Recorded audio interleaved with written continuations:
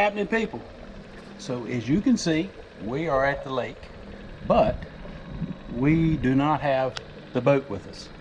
So back a month or so ago, had someone ask the question, how do you find crappie in the summertime when crappie are really deep?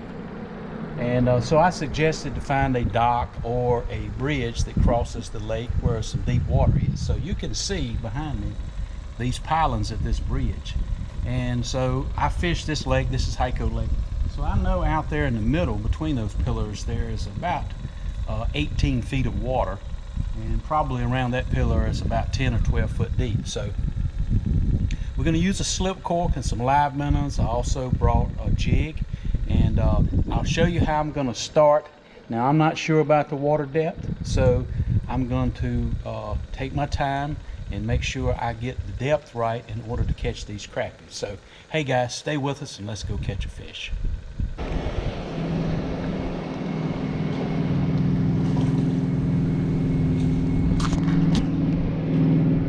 Old summertime crappie.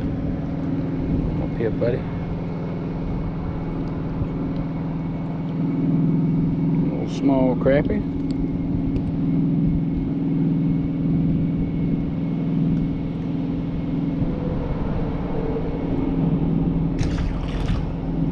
It's a 1/16 ounce jig head with a Tennessee shad color. And basically, if you're fishing a bridge, I got a little bit of wind. I'm trying to get it past those pylons you see. And basically, I got to let that fall. So I'm counting 1001, 1002, 1003, 4, 5, 6, 7, 8, 9, 10, 11, 12, 13, 14, 15. And I'm gonna start my retrieve back, and hopefully the crappie hits it on the fall and I don't get hung.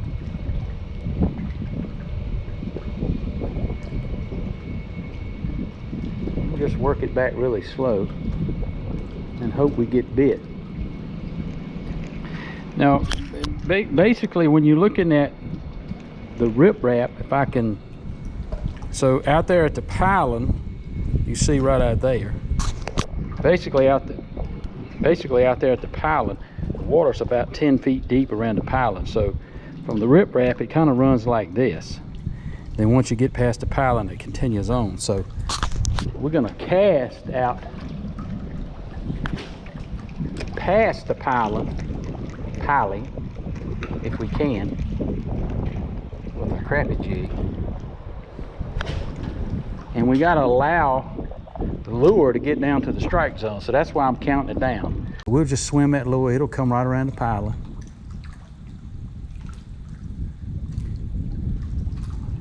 And we may or may not get bit. There he is right there. This one was back a little ways. I think he's a little bit better. That one's on up here. That's a little bit of a drop off. He ate that like he wanted it. Boom. A little summertime crappie, about 9 inches. He's a keeper. Actually, he's a keeper in this lake.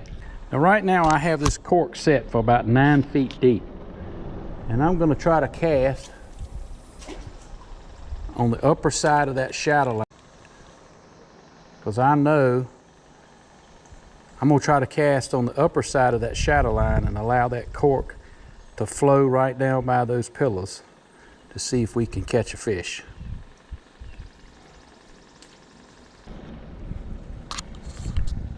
So when you're fishing at a bridge or where there's deep, now I could cast out there around those pillows several times, and the water I know in here is fairly shallow, 5 or 6 feet deep, and that's not where the crappie's at. So basically I'm gonna use this slip cork to gauge my depth. And of course a boat always comes when you're trying to talk. So of course this is a slip cork. There's the bead that stops. I have my split shot, and of course there is my number 6 Aberdeen hook. See this shadow line? Anytime the water's fairly clear.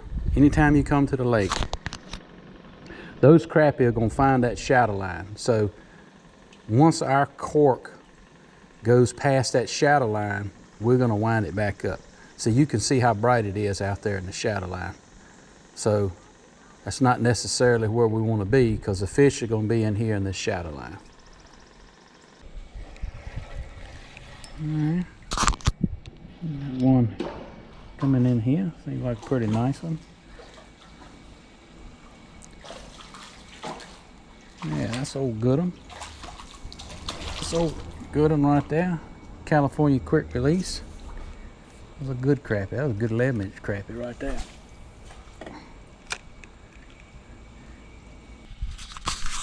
So anytime you're fishing from the bank and you don't have any electronics to tell you exactly how deep the fish are, you've got to probe around at different depths.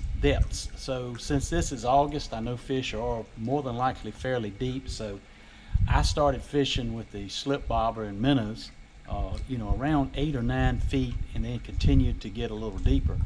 And so I've switched over to a crappie jig. And again, this is the Ghost color in Kalin's, and that is a 1/16 ounce head.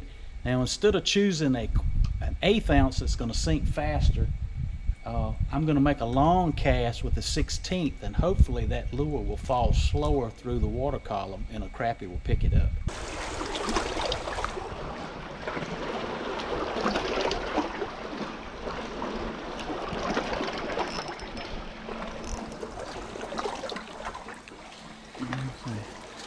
Little one. Well, it's about a 9-inch crappie.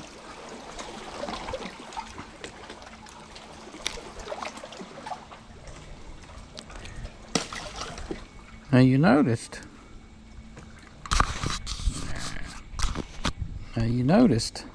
I've changed to that Kalin's electric chicken.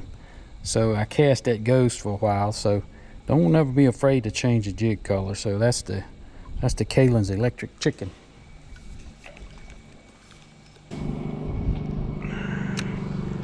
Get right over there and just let it fall right there beside the pillows. 1, 2, 3, 4, 5, 6, 7, 8, 9, 10, 11, 12. Start it back.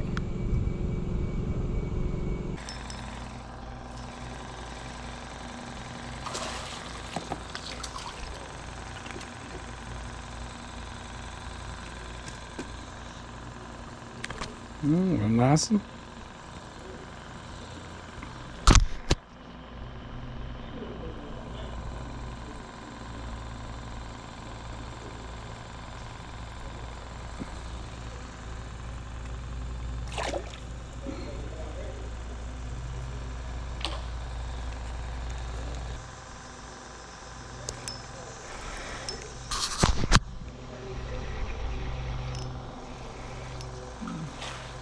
Another one.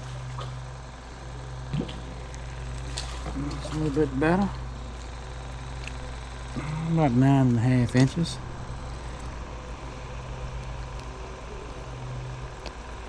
About 9.5 inches. Crappie. Seem to be hitting the jigs better than the minnows this evening.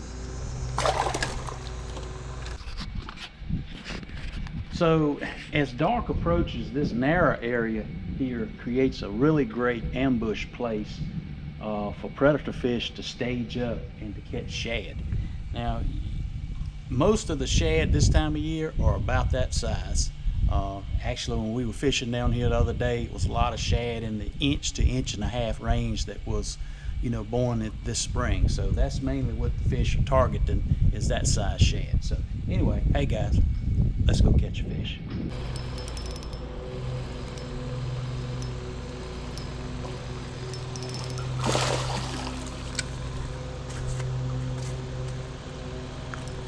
Take a look at that crappie. We want to get him up here so we can see him. Boom. Take a look at that crappie right there, y'all. It's a good crappie. It's a good crappie. I'll show y'all what I caught him on. So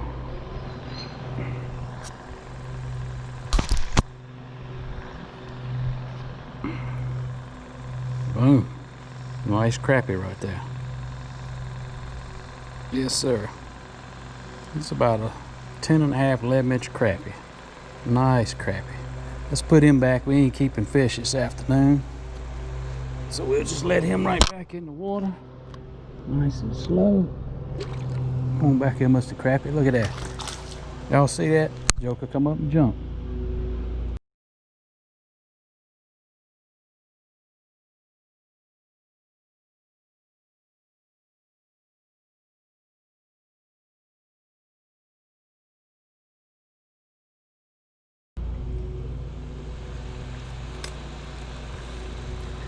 So I switched around a little bit, y'all.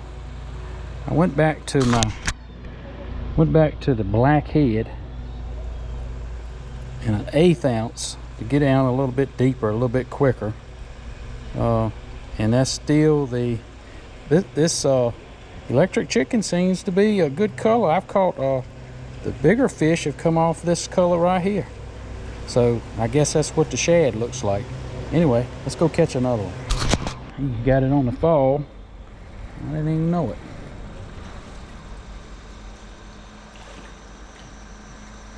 Like it would definitely be a keeper crappie. Pretty crappie, look at that. Pretty crappie, another pretty crappie. Boom. So that is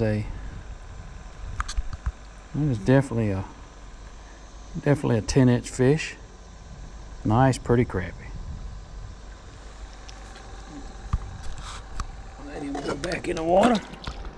So hey guys, we're getting ready to end this video. It's about 7:30. We may fish just a little bit longer, I don't know, but well, I got enough daylight, I want to end this video. So we came down to the local lake and we did some bank fishing today for you guys who don't have a boat and can do some bank fishing. Hey, you can be successful in the summertime bank fishing. You just have to have a good water depth close to where you're fishing, whether it's a dock or whether it's a bridge crossing the lake. So if you get your Google map out and just look around at where some of these bridges cross these lakes, hey, you can even be successful in August. And I expect the water temperature is about 88 or 87 degrees. And at least that's what it was last week here.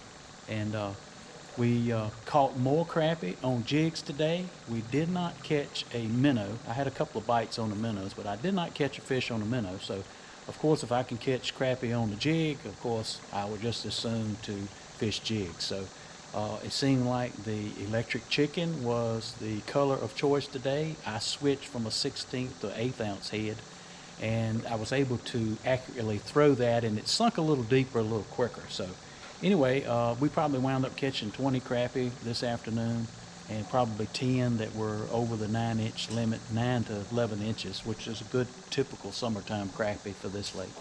So hey guys, I hope you've seen something in the video that you learned. Hope you've seen something you enjoyed, and hey, don't forget to subscribe, and remember, it's a wildlife, and I'll see you on the water.